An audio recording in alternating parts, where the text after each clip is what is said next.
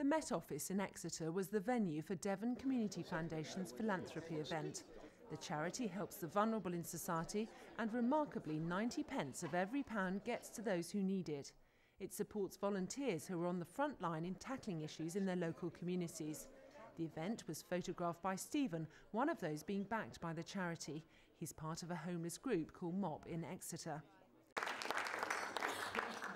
Dame Shirley was one of the keynote speakers at the event and has much experience to impart. She started life in the UK as a Jewish child refugee and went on to set up the multi-million-pound Zanza software company. She then gave away £50 million to autism-related projects and knows how valuable giving is. As the ambassador for philanthropy, I have set as a pledge to inspire the idea that giving is a pleasurable act as well as one of compassion, and that is to help change or challenge any aspect of society by raising the bar on our capacity to be generous, and that to me is just wonderful. The philanthropy event was designed to spread awareness about the power of giving to charities like the Devon Community Foundation. Entertainment was on hand, and this magician showed how the amount you give will be doubled by government money, which has been the case for the foundation.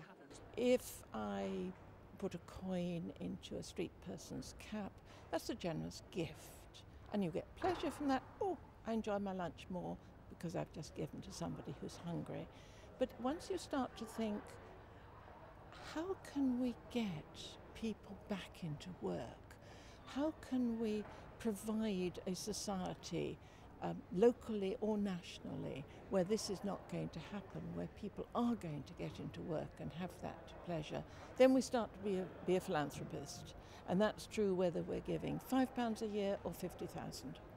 Tim Schmidt, Chief Executive of the Eden Project in Cornwall, also had experience to share from his setting up of the Eden Project and the impact it's had as a charity on environmental issues.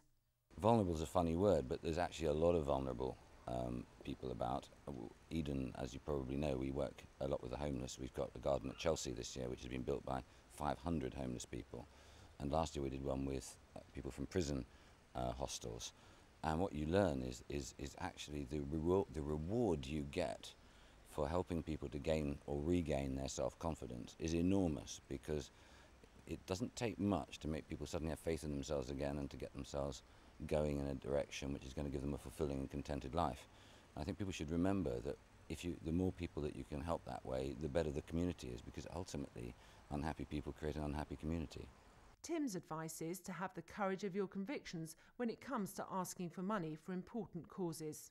I think some of the things that we do in terms of being convinced of what we do is important. I think a lot of people ask for stuff in a slightly apologetic way, but the Devon and Cornwall Community Foundations are actually really important cultural glue for the community, and I think there should be no embarrassment about asking for people to help, because most of us love to think that we're generous and we give freely, but our embarrassment would be acute if it was made public how much each of us actually gives, because I think an awful lot of us assume we've given quite a lot, but actually compared to what we earn and compared to the benefit a small amount of money that we could each give to organisations like this is probably inadequate. There's no doubt the sponsors of the event, Coots, realise their money's been well spent.